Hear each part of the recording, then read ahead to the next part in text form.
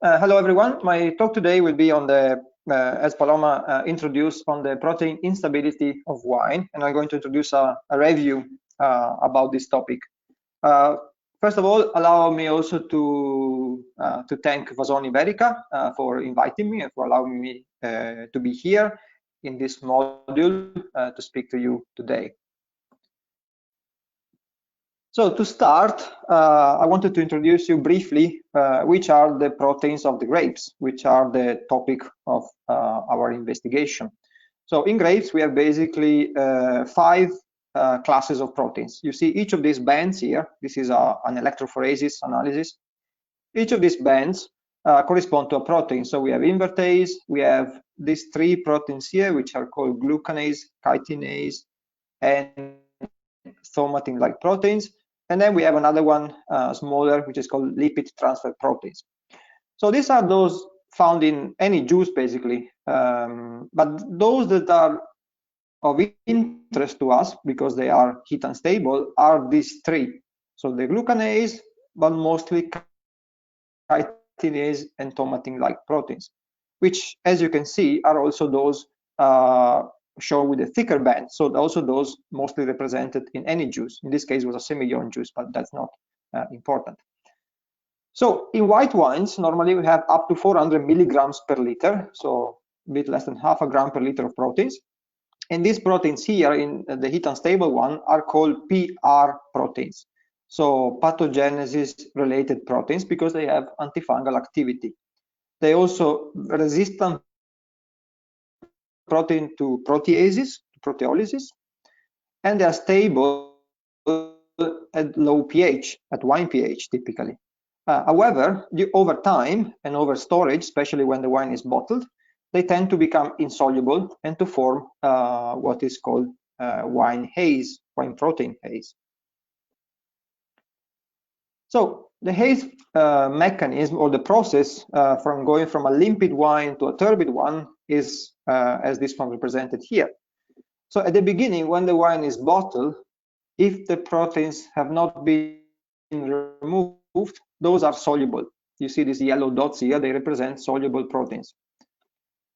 If over time the wine is stored, for example, in a wrong condition, maybe too hot, or maybe with fluctuating temperature, this protein, they can lose their solubility, so they flocculate, then they stick together, they aggregate, and eventually they form a sediment. From here, from this point onwards, the wine is seen as turbid. So part of my investigation of many other groups in the world is to understand why this is happening, and also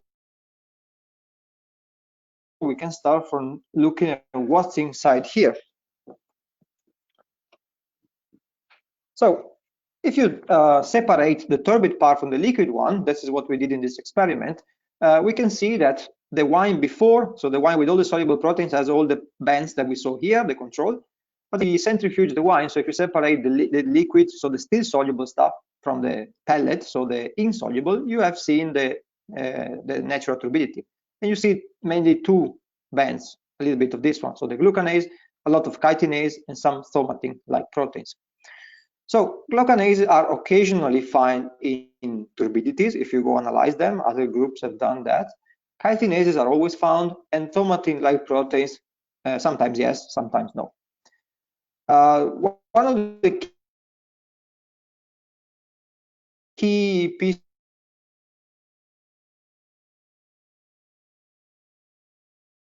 of information that we got is that with the heat, so if you heat this wine up, the chitinases will unfold in irreversible way. So once they are unfold, they stay unfold.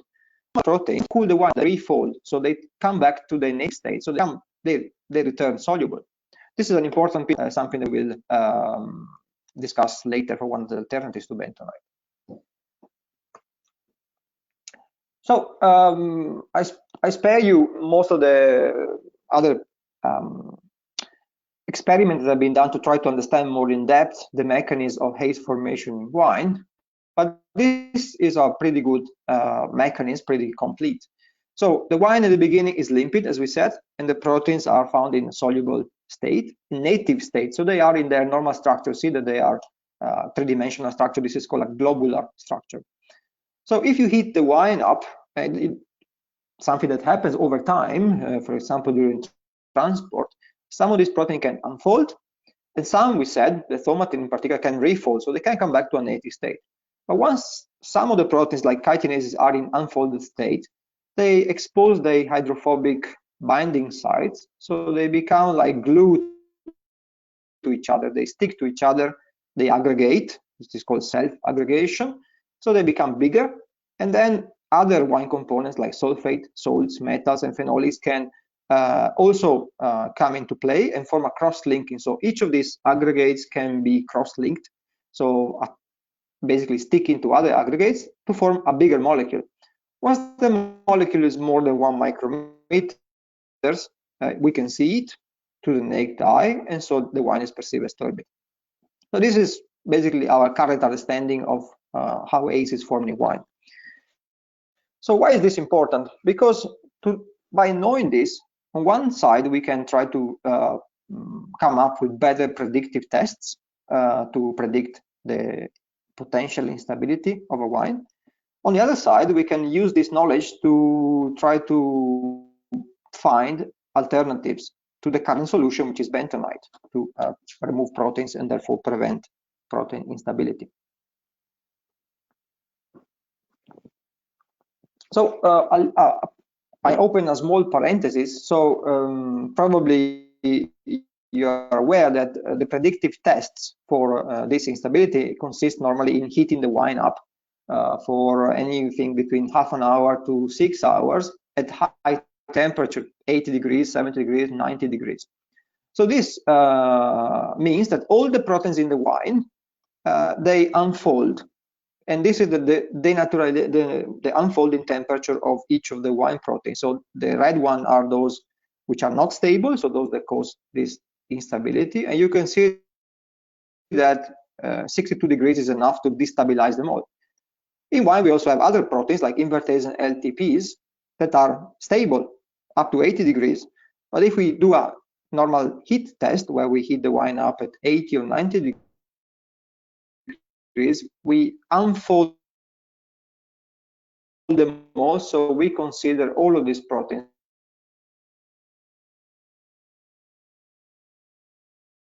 So we can normally overestimate the instability of a wine and therefore overestimate the need for bentonite to stabilize that wine.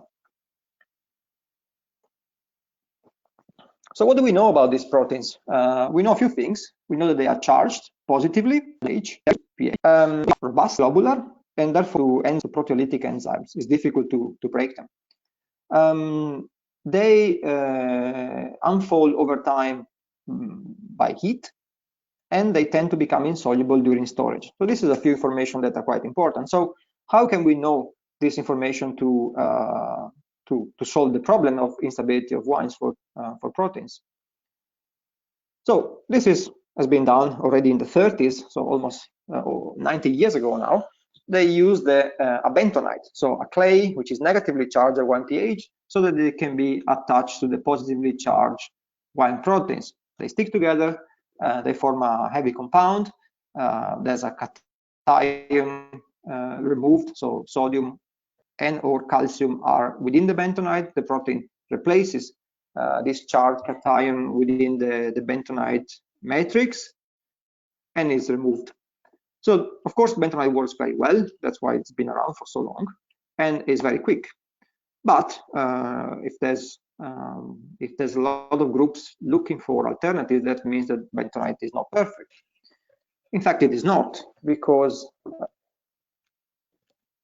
it has some problems, like it produces some lees, which can be up to 10% of the wine volume, so the wine is lost on these lees.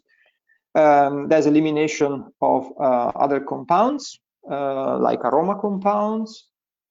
It costs to get rid of it, so the bentonite is not reusable. It's not, as I said, it's not specific for wine proteins. It costs to prepare it. There's some health and safety issues, and last you introduce water with alongside with bentonite, so you dilute a bit the wine.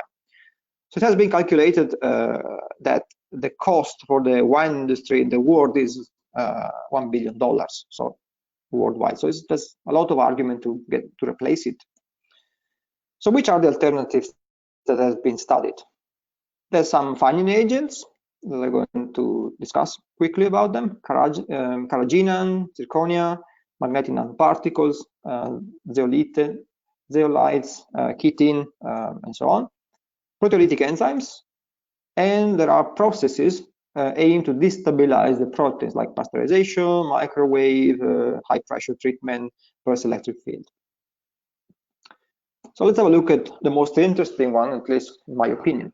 So zeolites, natural zeolites, behave similar to bentonite. So they are aluminum silicate, negatively charged at 1 pH. The only difference with bentonite is that they don't swell as bentonite, which is quite important because this allows to reduce the lees that you have at the end of the treatment.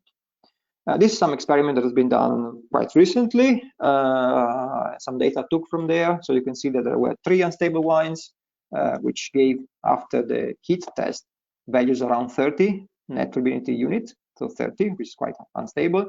So to stabilize this wine, they required anything between 0.8 and 1.2 grams per liter of bentonite.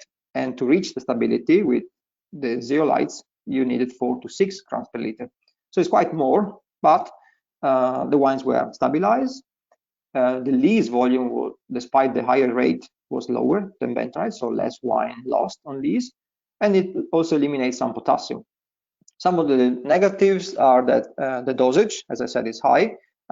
It needs to go through all the OIV approval process, and we don't know about the costs already. These were some preliminary results, not promising. Another one is Circonio, which is a mesoporous material, which has been shown to bind to proteins, to eliminate them. Best if used in the must, so in the juice, and not in the wine, because if you add it to the wine, it removes other wine components. So in this particular experiment, we use Circonio during fermentation, and this is the protein content of the wine. So you can see that the control, which is the blue, had the protein content quite high, 150 milligrams per liter. But from the moment in which Circonio was added, there was a sharp decrease in protein, which then plateaued out. So in this case, the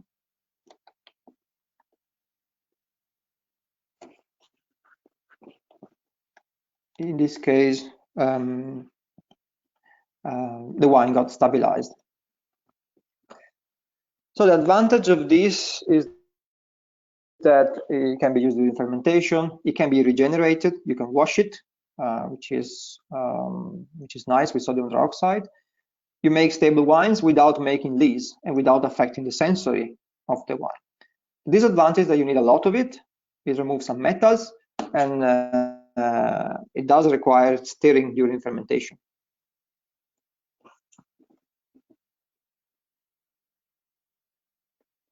Another one is carrageenan, which is a polysaccharide from the yeast, from the cell wall of seaweeds, red seaweeds.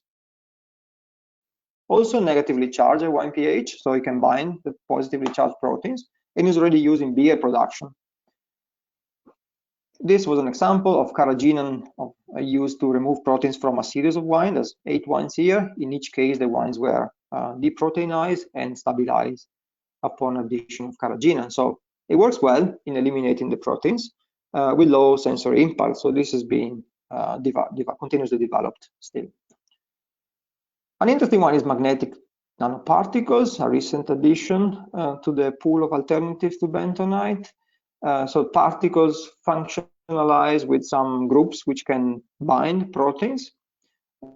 So if you add it to an unstable wine, the proteins can be removed, and being magnetic, this particle can then be removed with a magnet alongside with the proteins.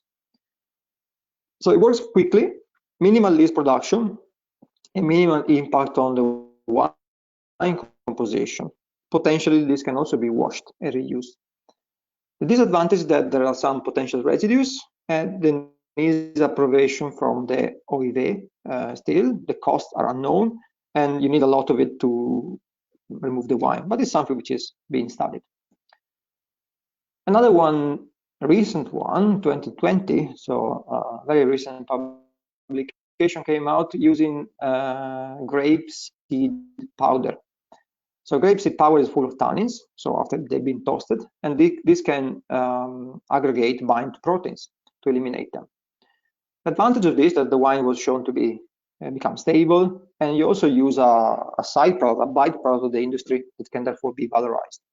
The downside is that you need a lot of it, 20 grams per liter, and there wasn't a sensory study done yet, but it's again something on the pipeline. Ideally, proteases would be the ideal solution, but proteases normally they work well at different pH, at different temperature than we have during vinification. So it's very hard to find a protease that you put in the wine and degrades the protein. So what's the trick here? Well, one has been studied from Botrytis cinerea called BCAP8. It has been shown to be able to remove chitinases. So this is each of these peak is a protein. If you add BCAP8, this protease to an unstable wine, the chitinases peak goes down. So this protease can degrade them, which is going to stabilize partly the wine, but not fully. But again, it's something that works at wine temperature. So it would be the really ideal solution, but it's not effective enough. So a solution that we came up with a few years ago was to degrade the proteins to heat the juice, or to unfold the proteins by heating and then add an enzymes.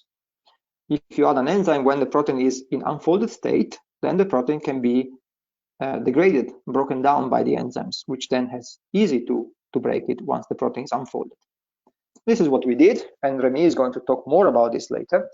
So this alternative involves the pasteurization of the juice in presence of a little bit of an aspergillopectins, which is a protease.